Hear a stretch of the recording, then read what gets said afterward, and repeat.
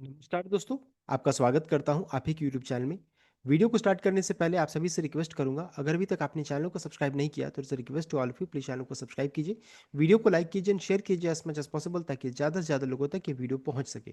तो चलिए स्टार्ट करते हैं। जहाँ पे देखिए आज हम लोग डिस्कशन करेंगे about Bajaj housing finance share के बारे में डिस्कशन किया जाएगा, जहाँ पर देखिए कंपनी की तरफ से इंपॉर्टेंट अपडेट आ रहा है उसको चेक करेंगे। साथ साथ कंपनी का पी बाई रेशियो से भी कैलकुलेशन करेंगे, कौन सा रेंज बाइंग रेंज रहेगा, इन सभी चीज़ों को चेक किया जाएगा। साथ साथ बाजार आज क्यों गिरा उसको चेक करेंगे। इंपॉर्टेंट डेटा जो रिलीज हुआ ड्यूरिंग मार्केट आवर्स में एंड मार्केट बंद होने के बाद जो भी डेटा रिलीज हुआ, इन सभी चीज़ों को भी चेक किया जाएगा। तो चलिए स्टार्ट करते हैं। जहाँ पर देखिए सबसे पहले अच्छी है बजाज हाउसिंग फाइनेंस का आज का क्लोजिंग प्राइस 104 का 104 का यहाँ पर देखने को मिल रहा है। मार्केट कैप बहुत ही शानदार है, 87,073 करोड़ का। एंड इस सेक्टर की देखिए दिग्गज कंपनी है।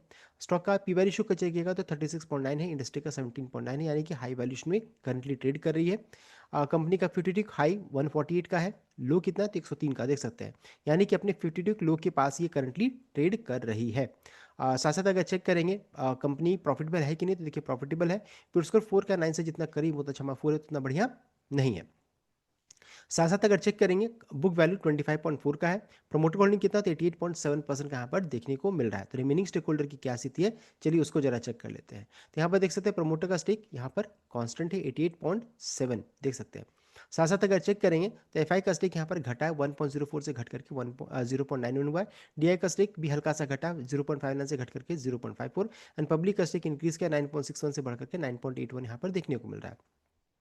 तो वही चीज़ यहाँ पर देखिए रिफ्लेक्ट हो रहा है कि यहाँ पर मेजॉरिटी स्टेक किसके पास है, तो प्रमोटर के पास है। रिमेनिंग को चेक करेंगे तो लगभग 11.25 के अराउंड में देखने को मिल रहा है। अब यहाँ पे देखिए बताना चाहूँगा हो क्या रहा है कि प्रमोटर की तरफ से यहाँ पर कंपनी की तरफ से अपडेट आ रहा है कि यहाँ पर चेक देखिएगा तो प्रमोटर का स्टेक 88.71% है। एंड सेबी का जो नियम क्या कहता है कि 75% होना चाहिए। सेबी का रूल कहता है कि 75% यहाँ पर प्रमोटर का स्टेक होना चाहिए एंड 25% जो रहता है ये आपका ये रिमेनिंग के पास रहना चाहिए। ये रूल कहता है। अब इस चीज़ को लेकर के यहाँ पर कंपनी की तरफ से अपडेट आ रहा है। यहाँ पर देखिए बताया जा रहा है कि प्रमोटर जो रहता है यहाँ पर स्टेक सेल करने वाली, देखिए 1 दिसंबर को कंपनी की तरफ से अपडेट आ रहा है। यहाँ पर देखिए बताया जा रहा है कि Bajaj finance limited the promoter of the company has conveyed to us their intention to sell the equity shares to enable us to comply with requirement of minimum public shareholding। तो जो मिनिमम पब्लिक शेयर होल्डिंग है उसको comply करने के लिए काम किया जा रहा है। डिटेल्स ऑफ प्रमोटर क्या है, तो Bajaj finance limited the promoter of the company जिनके पास इतना शेयर्स है, aggregating 88.70 of the total paid up capital of the company as on date, sell a proposal to divest part of its shareholding in the company। तो कुछ part यहाँ पर बेचना चाहती है, निकलना चाहती है। तो टोटल नंबर ऑफ शेयर्स कितना, देखिए total number of shares and percentage share holding propose to कितना डाइवर्स्ट करना चाहती है, तो 2%, ज़्यादा नहीं है 2%, यानी अभी बहुत ज़्यादा नहीं होने वाला, मात्र 2% का होगा, लेकिन वो भी अच्छा खासा क्वांटिटी है देख सकते हैं। और वो एक बार में नहीं होगा, कुछ ट्रांचेस में यहाँ पर किया जा सकता है। डेट वगैरह भी कंपनी ने बताया कि period with in which the entire divestment process will be completed. तो ये स्टार्ट होगा फ्रॉम 2 दिसंबर 2025, यानी कल से ये स्टार्ट होगा टिल 20 फरवरी 2026 तक ये चलेगा। और actual date of completion of sales of equity in single और मल्टीपल ट्रांचेस में किया जा सकता है, यानी कल से स्टार्ट होगा और 28 फरवरी तक ऐसा चलेगा। तो धीरे धीरे ओपन मार्केट में बेचा जा सकता है। तो मिनिमम रिक्वायरमेंट जो रहता है उसको मीट करने के लिए किया जा रहा है। हो सकता है फिर से अपडेट आए कि और थोड़ी बिकवाली हो जाए, लेकिन अभी करंटली क्या है 2% का यहाँ पर स्टेक सेल की बात यहाँ पर हो रही है। तो देखिए स्टेक सेल की जब भी खबर आती है तो लगता है कि नेगेटिव ही न्यूज़ यहाँ पर है। तो देखिए नेगेटिव भी होता है, साथ साथ पॉजिटिव भी यहाँ पर होता है। अगर मान लीजिए इसी बीच में अपडेट आ जाए कि बजाज जो जो प्रमोटर है बजाज फाइनेंस वो बेच रहे हैं, कोई बड़े प्रमोटर का नाम मान लीजिए यहाँ पर आ जाता है कि कोई बड़े प्रमोटर इसे खरीद रहे हैं, तो फिर ये एक न्यूज़ जो होता है ये पॉजिटिव न्यूज़ में कन्वर्ट हो जाता है। तो इस चीज़ को नोट करने वाली चीज़ रहेगी कि कौन खरीद रहा है, ओपन मार्केट में भी अगर हो रहा है तो कौन खरीद रहा है, और मान लीजिए बल्क डील होता है तो कौन खरीदा, तो इस चीज़ को ध्यान दीजिएगा। तो ये इंपॉर्टेंट है। एंड मान लीजिए अगर गिरावट होती है तो ये लेवल सबसे क्रिटिकल लेवल रहेगा, जो इसका इशू का प्राइस है। जिस समय आईपीओ आया था उसमें 70 रुपीज़ के में आईपीओ का प्राइस था। पी वाई रेशियो चेक कीजिएगा तो उसमें इसका इस समय 25 का हो जाएगा। अभी करंटली इस भाव में ट्रेड कर रही है, ध्यान दीजिएगा इस भाव में करंटली ट्रेड कर रही है। 104 के राउंड में पी वाई रेशियो 36.9 का है। मान लीजिए गिरावट होती है तो ये भी लेवल सपोर्ट का लेवल रहेगा, जो कि 84-85 का रेंज में निकल कर आ रहा है। बिकॉज 100 का लेवल टूटेगा तो एक साइकोलॉजिकल जो सपोर्ट है वो टूट रहा है। और साथ साथ पी बार इशू क्या रहेगा उसमें 30 का रहेगा। ये इसका आईपीओ का प्राइस है, इशू का प्राइस है 70 रुपये का। यहाँ पर देखिए मेजोरिटी लोग यहाँ पर खरीद करके इसे पकड़ करके बैठे हुए हैं। अगर ये लेवल गलती से भी टूट जाएगा तो फिर ये लेवल की फिर और चली जाएगी। याद रखिएगा ये जो रहेगा ये बिकॉज ये इंडस्ट्री का पी बार इशू है। क्या है, इंडस्ट्री का पी बार इशू यहाँ पर निकल कर आ रहा है। ये देखिए जितने भी दिग्गज कंपनी जैसे Bajaj housing finance, Piramal, LIC सबका नाम यहाँ पर देखिए सामने है। इसमें सबसे महंगे वैल्यूएशन में कोई ट्रेड कर रहा है तो देख सकते हैं, एक है बजाज हाउसिंग फाइनेंस और दूसरा पीरामल फाइनेंस का नाम देख सकते हैं। क्योंकि अभी तो नया लिस्टेड है इसलिए इसको भी कंपेयर करना सही नहीं रहेगा। रिमेनिंग को चेक कीजिएगा तो उसमें सबसे महंगा कोई है तो बजाज हाउसिंग फाइनेंस का नाम देखने को मिल रहा है, देख सकते 36.88 है। तो इस चीज़ को ध्यान दीजिएगा, अगर गिरावट होगी ये लेवल सबसे पहला सपोर्ट का लेवल रहेगा, ये दूसरा सपोर्ट का लेवल रहेगा, और ये लेवल आसानी से टूटेगा नहीं, यहाँ पर तुरंत बाइंग स्टार्ट हो जाएगा। अगर गलती से टूटेगा तो फिर ये लेवल इंपॉर्टेंट रहेगा, इस चीज़ को ध्यान दीजिएगा। लेकिन अभी ये एक और चीज़ को नोट कीजिएगा कि न्यूज़ में क्या आता है, कौन इसे खरीद रहा है, ये बहुत कुछ मैटर करने वाला था। इंपॉर्टेंट लेवल्स मैंने आपको बता दिया है। नेक्स्ट है मार्केट के बारे में, चलिए चेक कर लेते हैं क्या कि आज बाजार क्यों गिरा, कौन कौन से इंपॉर्टेंट डेटा, इन सभी चीज़ों को चेक कर लेते हैं। देखिए निफ्टी का क्लोजिंग 26,175 का, अभी भी जो नेकलाइन जो था ना, जो हम लोगों ने डिस्कस किया था कि इन्वर्टेड हेड एंड शोल्डर का जो पैटर्न बना हुआ है तो उसका नेकलाइन क्या है, तो 26,110 की रेंज में निकल कर आ रहा है। ये आसानी से टूटेगा नहीं, ये टूट जाएगा तब तो फिर दिक्कत वाली बात है। और दूसरा क्या है, एक और चीज़ है कि मान लीजिए अगर गिरावट होती है तो 26,000 का भी जो लेवल है ये साइकोलॉजिकल सपोर्ट का काम करेगा। तो ये दोनों लेवल को ध्यान में रख करके कोई भी ट्रेड इनिशिएट कीजिएगा। मैं आपको कोई बायस रिकमेंडेशन नहीं दे रहा हूँ, तो ये दो बहुत ही इंपॉर्टेंट सपोर्ट का काम करेगा। अब देखिए आज गिरावट क्यों हुई, उसके पीछे रीजन क्या है। एक तो है ग्लोबल सेंटीमेंट, देखिए पूरा अगर चेक कीजिएगा नैस्डैक, डाउ जोन्स सब में चेक कीजिएगा तो अच्छी खासी गिरावट थी। साथ साथ अगर चेक करेंगे तो एशिया बाजार में भी निके में देखिए कमजोरी था 2% का, ताइवान में 1% का, यानी कि पूरा जो ग्लोबल सेंटीमेंट जो था आज के दिन में थोड़ा नेगेटिव साइड में देखने को मिला। तो ग्लोबल सेंटीमेंट नेगेटिव था, पहला रीजन बना। दूसरा चीज चेक कीजिएगा तो ड्यूरिंग मार्केट आज में लगभग 10:30 बजे के अराउंड में, 10:30 से 11 के बीच में देखिए इंडिया का S&P global manufacturing PMI data release हुआ, जो कि देखिए 56.6 का था। मार्केट ने एक्सपेक्ट किया था 57.4, इसलिए देखिए मॉर्निंग आवर्स में चेक किया तो शार्प फॉल हुआ, रिकवरी हुआ, फिर शार्प फॉल यहाँ पर देखने को मिला है, और उसके बाद चेक किया तो फिर से रिकवर होकर क्लोजिंग हुआ है। अब प्रीवियस कितना था 59.2 देख सकते हैं। तो जितना पहले था उससे नीचे है, जितना मार्केट ने एक्सपेक्ट किया था उससे नीचे देखने को मिला। तो ये डेटा नेगेटिव साइड में आया है ड्यूरिंग मार्केट आज में, लगभग 10:30 से 11 के बीच में आया। साथ साथ अगर चेक करेंगे तो क्रूड में अच्छी खासी तेजी देखने को मिली, देख सकते हैं 1.69 का यहाँ पर परसेंट का तेजी देखने को मिल रहा है। तो क्रूड भी जो रहता है बॉटम होने के बाद अच्छी खासी उछाल बन रही, ये भी एक रीजन बना।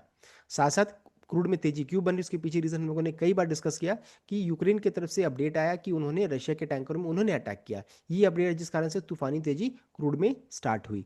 एंड क्रूड में तेजी बनी तो हमारे मार्केट के लिए तो ऑब्वियसली खराब है, एंड पूरे ग्लोबल सेंटीमेंट के लिए खराब है, तो इस कारण से सेंटीमेंट खराब हुआ।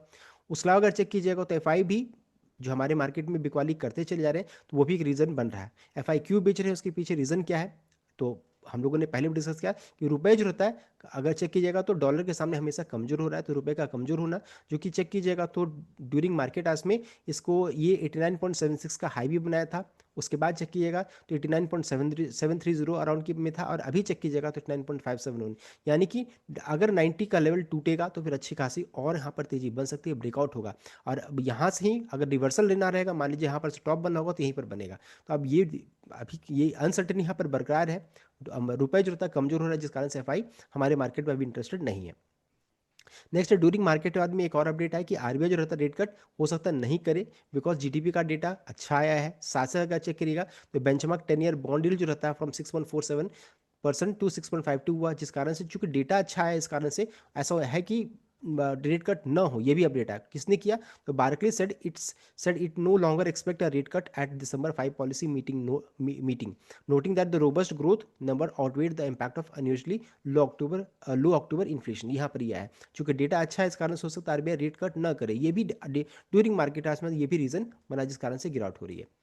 अब है कि क्यों मार्केट गिरा हम लोगों ने चेक कर लिया। अब है कि आफ्टर मार्केट जब मार्केट बंद होने के बाद देखिए अभी ये भी इंपॉर्टेंट डेटा है। कौन सा डेटा है, तो IP डेटा आया है जिसे बोलते हैं इंडस्ट्रियल प्रोडक्शन डेटा आया है, जो कि इकोनॉमिक टर्म्स जो मेजर करता है growth rate of India's countries industrial production को ये मेजर करता है। तो पूरे कंट्री का जो इंडस्ट्रियल प्रोडक्शन है उसको ये बताता है, ये डेटा रिलीज हुआ है। अब इसमें चेक कीजिएगा तो IP या फिर इंडेक्स ऑफ इंडस्ट्रियल प्रोडक्शन, जो कि इंडेक्स इंडिकेट करता है ट्रेंड इन इंडस्ट्रियल प्रोडक्शन, और राइस इंडस्ट्रियल और मैन्युफैक्चरिंग एक्टिविटी को बताता है। राइसिंग ट्रेंड इंडिकेट करता है राइसिंग ऑर्डर, अगर मान लीजिए डेटा बढ़कर आता है इसका मतलब है कि ऑर्डर्स अच्छा खासा मिल रहा है, ज़्यादा प्रोडक्ट का डिमांड है, production line running all cylinders and so on. So अगर मान लीजिए डेटा बढ़कर आता है इसका मतलब क्या, डेटा प्रोडक्शन अच्छा खासा है, ऑर्डर्स अच्छा खासा मिल रहा है, इस कारण से डेटा अच्छा है। तो मार्केट को क्या पसंद आएगा, डेटा अगर अच्छा आता है बढ़कर आता है तो ये चीज़ अच्छा रहता है। लेकिन डेटा आया कैसा, देख सकते हैं डेटा काफ़ी निराशाजनक है, 0.4% का आ रहा है, देख सकते हैं। प्रीवियस 4 का था, जो घट करके देख सकते हैं 0.4 है। मार्केट एक्सपेक्ट किया था 3.6% का, यानी कि डेटा काफ़ी नेगेटिव साइड में देखने को मिला। ये डेटा मार्केट क्लोज होने के बाद देख सकते हैं लगभग 4 बजे के अराउंड में आया है। तो ये डेटा काफ़ी निराशाजनक डेटा देखने को मिला है। साथ साथ एक और डेटा रिलीज हुआ है जो कि जीएसटी कलेक्शन का डेटा रिलीज हुआ, जो कि देख सकते हैं 12 महीने के लो में है। तो GST collection close to a 12 month low of ₹1.7 lakh crore in November, ये डेटा आया। तो जीएसटी कलेक्शन डेटा भी कम यहाँ पर आ रहा है। Growth rate in GST revenue at 0.7% was slowest since pandemic provisional data showed. तो ये अपडेट आ रहा है, ये भी देख सकते हैं आज ही के दिन में लगभग 4 बजे के राउंड में डेटा रिलीज हुआ, तो ये भी डेटा नेगेटिव आया है। तो देखिए दो डेटा हुई मार्केट क्लोज होने का नेगेटिव आया। अब ये देखने वाली बात है कल का कैसा रहता है, गैप अप या गैप डाउन। एंड उसके अलावा अगर चेक कीजिएगा मान लीजिए अगर गिरावट होती है तो देख सकते हैं ये लेवल जो रहता है, जो हम लोगों ने चेक किया कि 26,137 एंड नीचे में 25,902, यानी दोनों मूविंग एवरेज के ऊपर निफ्टी करंटली ट्रेड करिए। तो ट्रेंड तो अभी भी बुलिश साइड में है, लेकिन इंपॉर्टेंट क्रिटिकल लेवल क्या रहेगा, तो ये तो रहेगा ही 26,137 तो रहेगा ही, लेकिन 26,110 एंड 26,000 इंपॉर्टेंट सपोर्ट का लेवल काम करेगा। ये लेवल टूटेगा तो बिकवाली होगी। अगर ये लेवल से ही अगर रिवर्सल आ जाता तो समझ जाइए कि निफ्टी ने जो ट्रेंड जो हम लोगों ने डिस्कस किया था इन्वर्टेड हैंड शोल्डर पैटर्न का, ब्रेकआउट हुआ है, टेस्ट किया एंड फिर यहाँ से फिर तेजी के संकेत आ जाएंगे। तो इस चीज़ को ध्यान दीजिएगा, ये लेवल सबसे क्रिटिकल लेवल रहेगा। इन सभी चीज़ों को ध्यान में रख करके कोई भी ट्रेड इनिशिएट कीजिएगा। मैं आपको कोई बाय सेलिंग नहीं दे रहा हूँ। तो ये था कंप्लीट अपडेट। आई होप आपको लाइक किया, शेयर किएगा, चैनल को सब्सक्राइब कीजिएगा। Thank you.